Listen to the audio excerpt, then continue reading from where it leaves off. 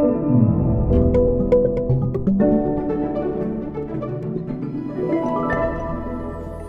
everybody, welcome to another episode of Orchestrate Growth. I'm Marquise, and today I'm here joined by Beau Brooks, who's a career sales leader, most recently VP of Sales at Factorial. We've got a really interesting show today where we're not just talking about sales, but we're really talking about the conditions that sort of enable leaders in any organization, startup, growth stage, high growth stage, basically to make sure that they've set the right conditions that are going to enable their salespeople, their marketing people to work together in an environment that's really just conducive to the fluid nature of starting and scaling a business. So really excited for today's show. Beau, welcome.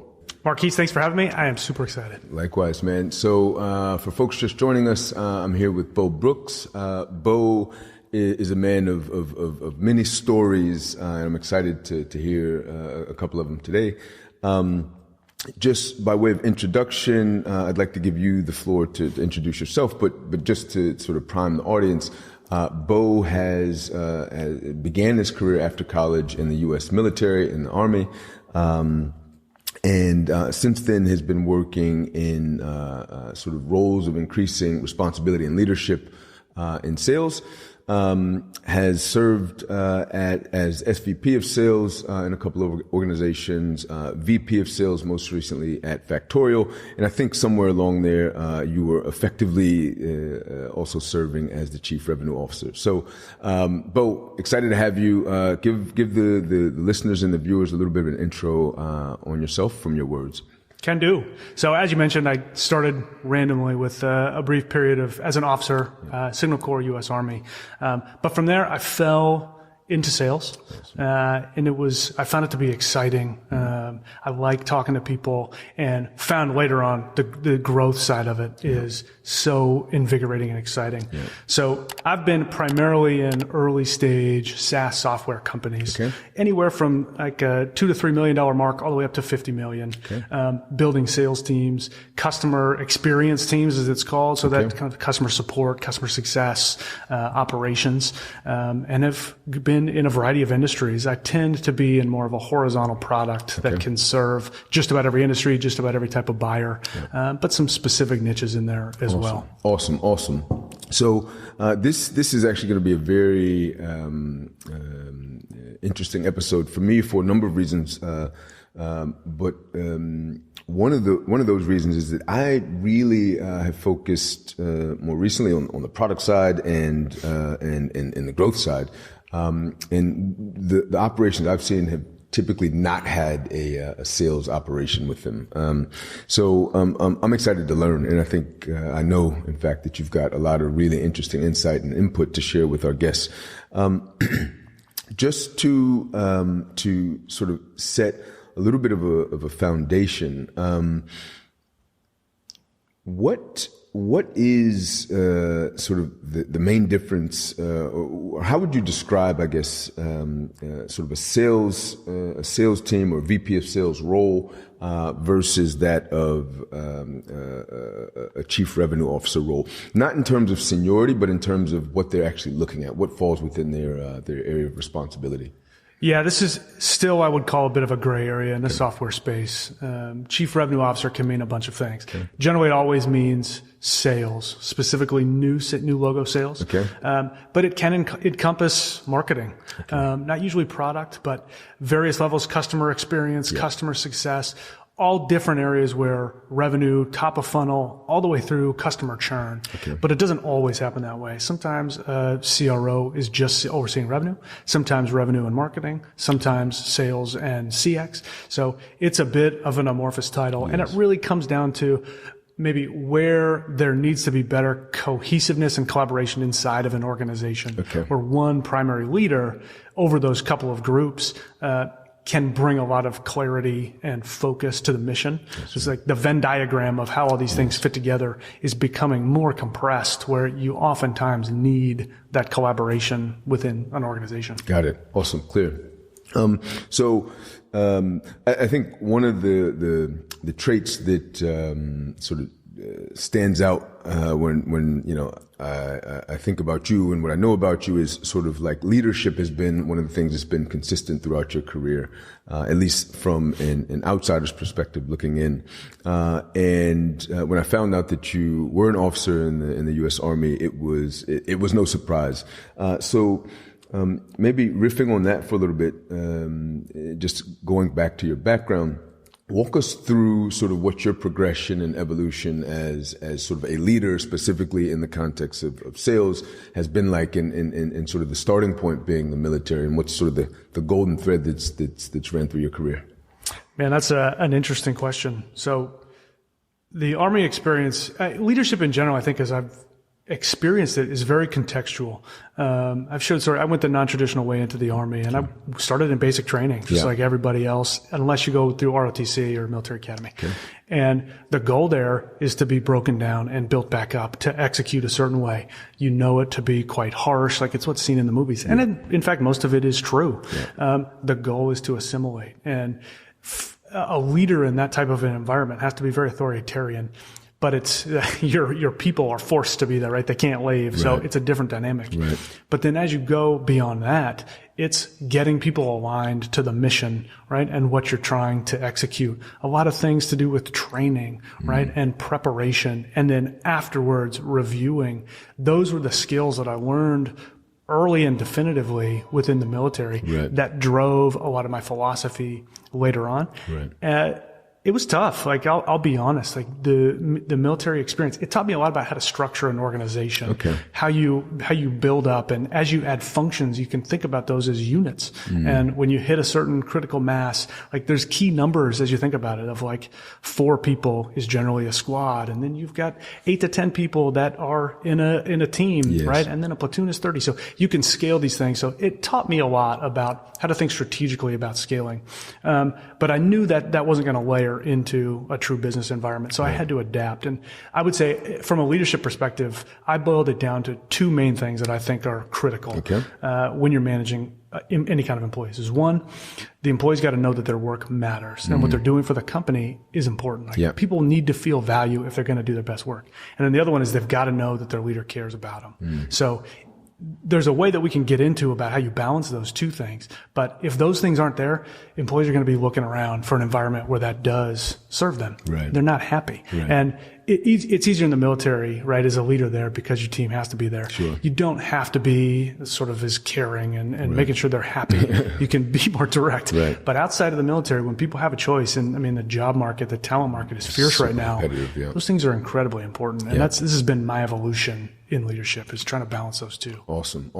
And then, okay, cool. So, moving, I guess, beyond the role of an officer in the military, how'd you get into sales? I think there's a lot of connectivity to it, but how'd you get into sales, and what's been your progression since you joined sort of the world of sales?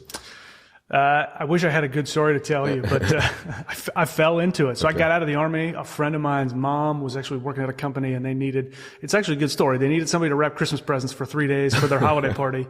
I showed up and I wrapped all the presents in a day and a half. Just the hard military work I was carrying. And they said, well, why don't you come work for us? And after about 3 months, they put me into a sales role, and kind of the rest is history. Good balance of communicating with people. I think the one thing that really I took maybe from the military is there's a diversity of people there, like people from all different parts of the United States, all different kinds of backgrounds. And you get to know how to work with everybody, how to make relationships work. And that translated really well to sales. When I was talking to people, I could connect with them, right? And I could build trust and build a relationship. And I think it's a learnable skill, but you have to work hard to do it. So I fell into it. I wish I had a better story to tell you. No, it's a great story. Cool. So that's the entry, and so I imagine that was a small business, probably a local business, and then you've since sort of climbed the ladder and moved into sort of increasingly, I think, senior leadership roles, still with sales. So how'd you make the transition from early days of wrapping presents and then sort of getting out and selling the product to where you're at now? So after spending about 6 years, 7 years at a more startup environment, sales sales. It was actually healthcare, medical transport. So not SaaS at all. Got my MBA, and I took a small stint in customer retention at a Fortune 200 company, Dish Network in the United States. Not doing sales. And it was great working with data, big customer base to discover. But then I transitioned back to the startup land. And coincidentally, I actually started back in startups as a director of customer experience. Oh, wow. Built a team, added some upsell products, and had a lot of success at Signpost, and was tapped by the CEO to take over a sales team that needed some reinvigoration. That team was about 100 people when I took it over, and we grew it back up to that 150 mark, which is kind of, in my experience, at least as a sales leader, that 100 employee is a big number. I think as you look at career growth and projection, there are things that change in how you manage cultures and performance. But the rest is history. Sort of there I went from customer experience to sales. And then I had a great opportunity to come up at a company called FormStack, which was a workplace automation tool. Small team of about 15. And we grew that up to about 110 over the course of 3 or 4 years. And I took on customer experience in that time as well. So I've had this unique experience of understanding both the sales side and the customer side and getting them to work in harmony. It's a great experience when it's humming and working well, because you have people selling things the right way. They're handed off to the customer team, keeping the customers happy, retention gets stronger, and the business grows. So that's been a great experience for me making that transition. But I would say sort of that growth in my experience is more just from understanding leadership and understanding the dynamics of, I think, why we're here, of talking about growth and how to marry marketing and product with the sales side, and how do you get those things working in unison. And that was those successive points, I think, were what helped me advance in my career. That's super interesting. So one of the things that I took from your last point is that you've seen sort of how, I think you were in customer experience, but I'm sure you were sort of an observer or sort of a participant to some degree in the sales process at more traditional, like you said, Dish Network, Fortune 200 large companies. And then you've moved into the startup world, and then sort of got into more of a traditional SaaS startup realm and helped grow that.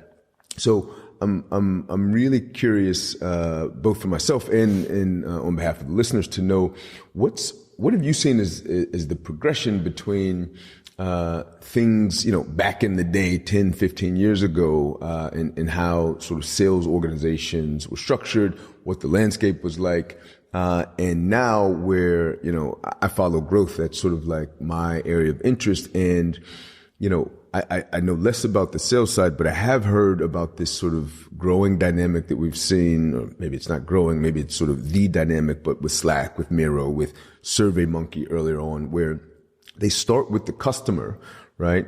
So more of a bottoms up approach. And then as the product picks up momentum and, word of mouth is strong and they've got a community, then they layer in a sales force, right? So I think in short, the question is, back in the day, I guess in well-established organizations, you had more of a traditional sales force, and also technology wasn't what it was today. And now you've got sort of traditional sales forces and sales operations running alongside sort of more bottoms-up, growth-oriented, marketing-oriented, product-oriented operations. How have you seen that progression evolve? And do you have sort of any sort of theory on why it has actually evolved that way? There's been this crazy evolution in the go-to-market process, and it's categorized by a couple things that maybe are obvious, maybe not. But one is buyers know way more about what they're buying by the time they hit a salesperson. Back 10, 15 years ago, the salesperson was the one that was delivering that information and training a customer on what the offering was. Now, I think the number is they are about 67% of the way through the buying cycle by the time they actually talk to a salesperson. So that's fundamentally changed the responsibility between marketing and product and sales. The other things that are changing are especially in software, but this exists elsewhere as well. You used to have to make a big commitment as a buyer in order to go get some software, right? A 2 to 3 year commitment, a big implementation contract, and then any changes that needed to take place were expensive and they took time. Yeah. Buyers don't want to do that anymore. Yeah. The evolution of software in particular is I don't need a contract, or if it is, I have a short contract and I can make a change. It is all about taking care of the customer and making sure that the experience from very top of funnel to the very end is geared to support the customer. Yep. Implementation, adoption, growth, all of that stuff is a shared responsibility. So as that has changed, it's forced companies to think about the process differently, giving customers better quality information before they even talk to a salesperson. That's on the website. That's in a free trial. That bleeds into the next thing that you're talking about, which is sort of this PLG, product-led growth approach, where if you do have a free trial, right, or you're doing, giving them access to it ahead of time, you have to build the product in a way that can almost self-serve. And it's created this ugly dichotomy, I think, within go-to-market teams of, if you're product led, well, then you don't have sales, and you then are enemies, right? Because if the product team is selling everything, well, sales is losing. And that relationship has created some tension inside of teams, inside of businesses that's unhealthy and actually, I think, not productive. The companies that you mentioned, like a Slack or a Zoom, I can tell you because I know a lot of them, they have huge sales teams.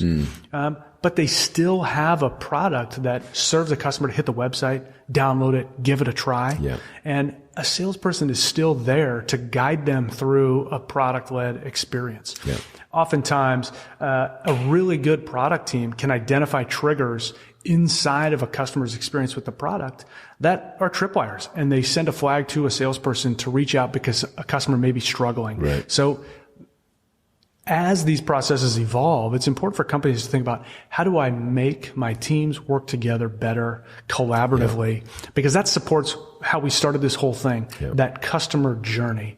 If the customer feels like they're being pulled in different directions, the product is serving certain things and marketing and sales are giving a different message or they're not timed, the customer can feel that and they feel disjointed, and a competitor is going to take advantage of that and steal market share. So getting those two aligned, this is that evolution of how so many businesses are having to change the way they do things and constantly questioning, do we need to change anything in our process? Because if you're not doing that, I mean, you end up like Kodak, right? You end up not doing anything anymore because you were integrated out. And I imagine some of these larger, more sort of legacy companies or companies with big legacies and large sort of workforces are at a major disadvantage when it comes to just like general agility, being able to sort of move a message quickly from one team to the other and then action that in terms of what the customer is seeing, experiencing, playing with.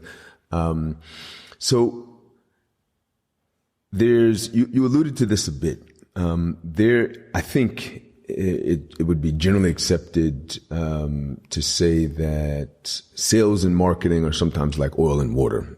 They don't always get along. And I think in our earlier conversations, you also alluded to having experience with this. This podcast is really for the sort of early-ish stage entrepreneur or leader within an organization who's trying to connect dots and basically look around a corner and predict sort of, maybe not predict, but at least understand what are the things that I should keep on my radar as we grow, as we set up our ability to grow. And sales and marketing, this sort of disjuncture, I guess what's classically described as a disjuncture between the two, is, I think, tripwire, right? So if I'm a leader in a company, we just closed our Series B or whatever, and I'm now thinking about, okay, how do I move from just being sort of bottoms up, serving the customer from the bottom up? How do I think about getting my sales and marketing team on the right track and working together so that it doesn't sort of create landmines further down the range? The person that solves this problem will be fabulously wealthy. Yeah. I don't think it's actually, it's not just I don't know, this has existed forever, right? Sure. Salespeople are just lazy order takers and marketing people are ivory tower, Don Drapers all over the place, right? But it's not true. And what I would lay it on, I think a lot of your guests or a lot of your listeners are CEOs of these companies. They carry a lot of that responsibility to define this, right? The way that they direct these different business units to work with each other is that's what will manifest how the relationship works and how the results are driven. Sure. So alignment of goals for me is number one. In software in particular, where you're using a growth marketing tactics, where you've got top of funnel to the point of sale, there's an alignment breakdown in most companies that I've seen that creates challenges, right? Marketing has the top of funnel, right? You're trying to get attention, people to the website, people to take an action to generate an MQL, the famous marketing qualified lead, right? And in most organizations, that's when marketing views their job is done. Like, I've done my responsibility. I've backed up the dump truck and given sales these leads. Then you get sales, right? That takes it from there and they've got to get it to close.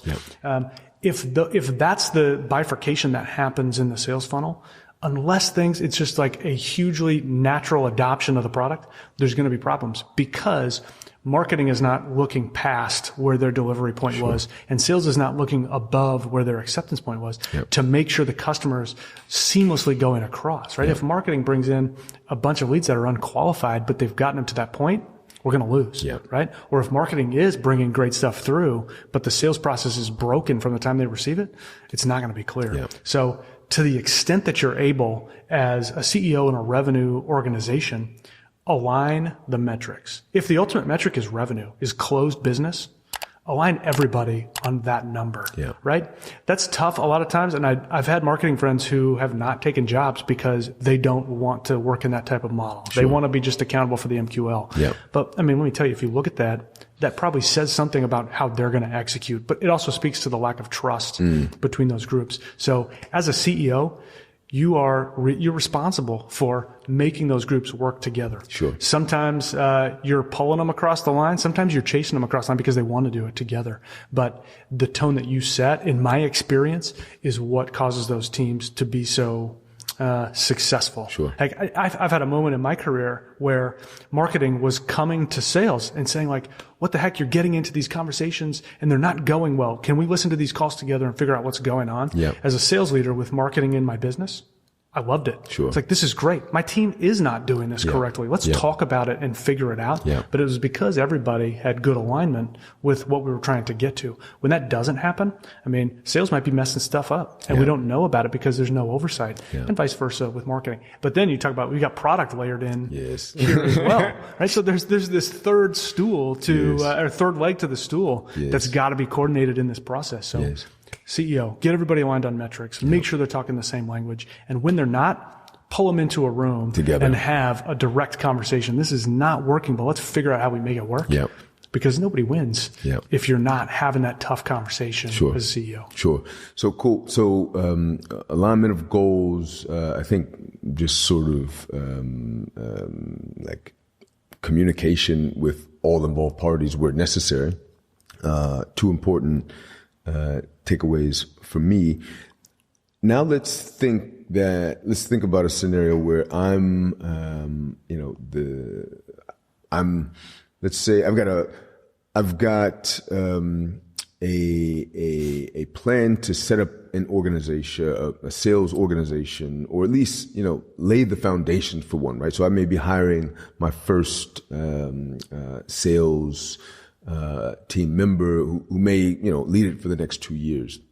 What are some of the things that when I think about writing that job description, or when I think about making sure that my salesperson gets off on the right foot, let's assume that I have not just a marketer but a growth marketer in the mix already.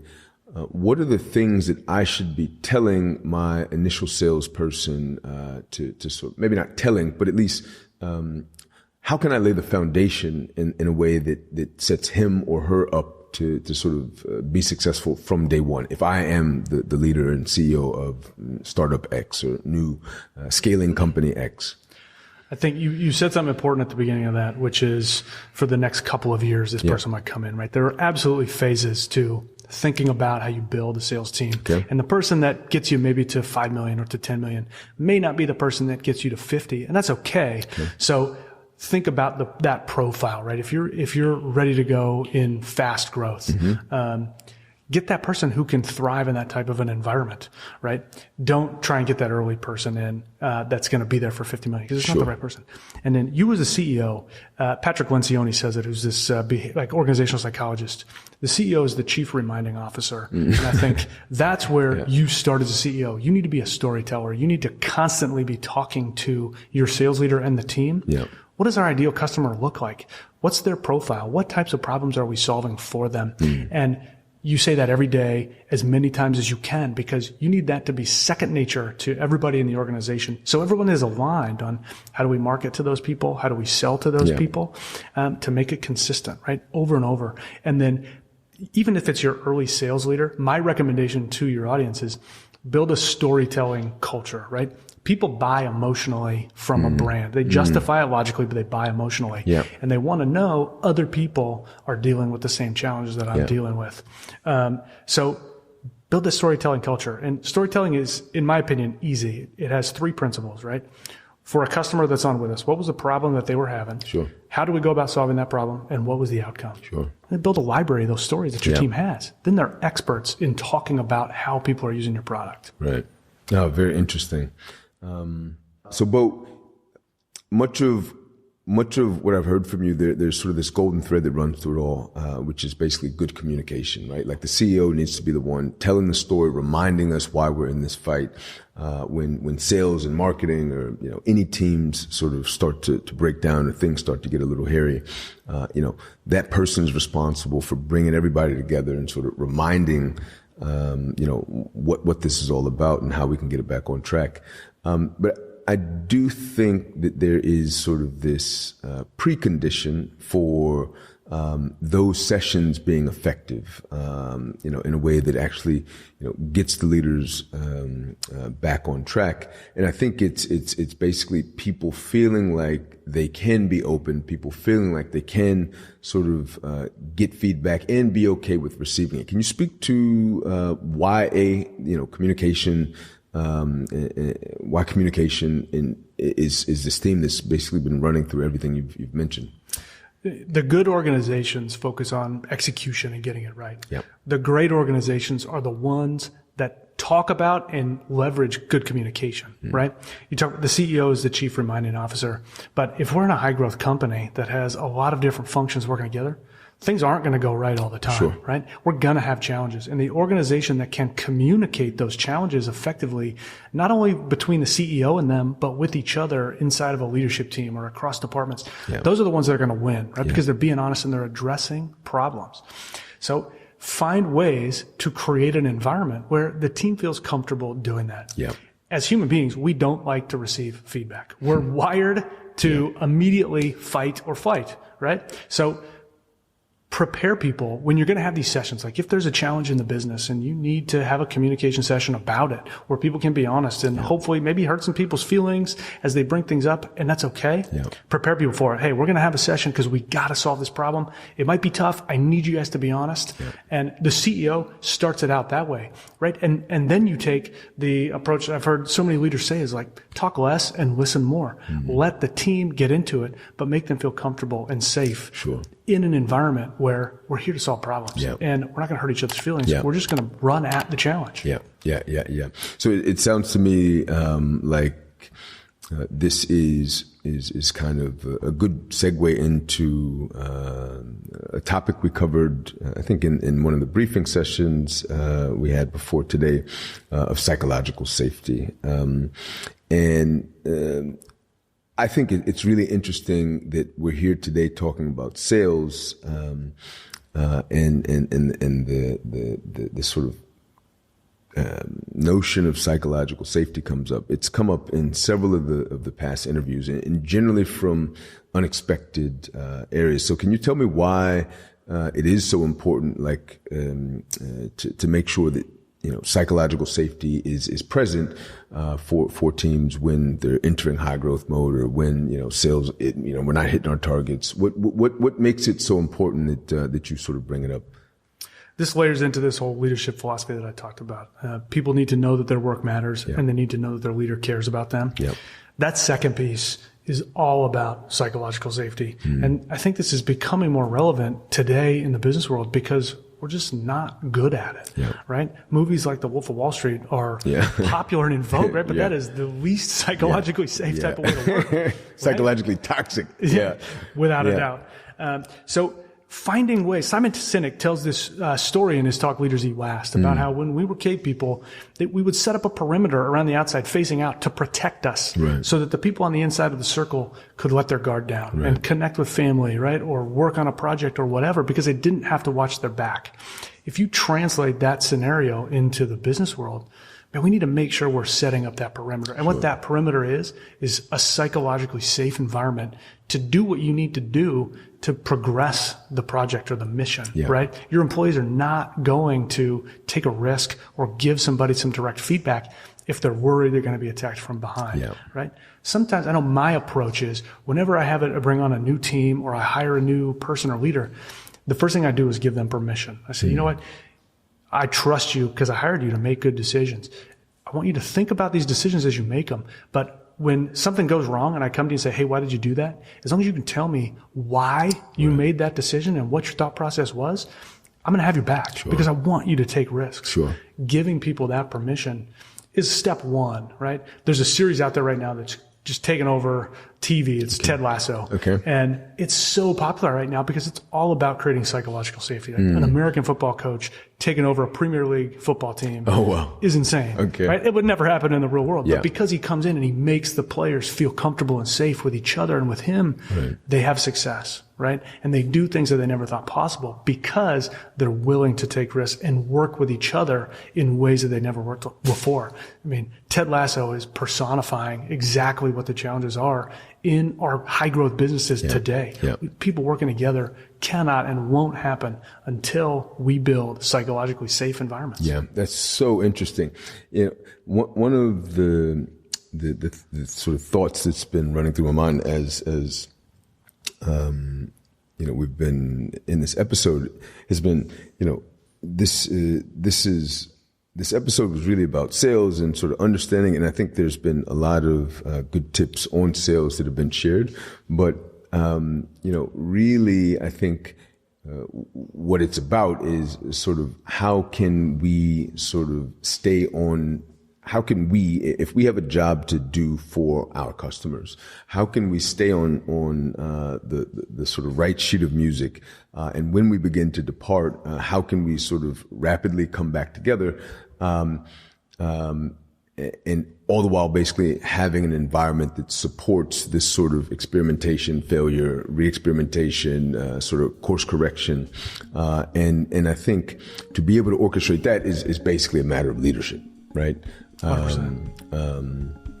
I like the way you put that. Like it's dynamic all the time. Like we're coming together and then we're moving apart, and it's this constant balance of keeping these parts of the organization working together. I mean, it's fluid, and we have to recognize that and be aware of it so that we can intervene and help point people in the right direction. Like that's a great way of putting it. It's so fluid all the time. 100%, man. Beau, it's been great having you on the show, man. I'm looking forward to the next chat, and thanks so much for coming. Thanks, Marquise. It's been great. Likewise.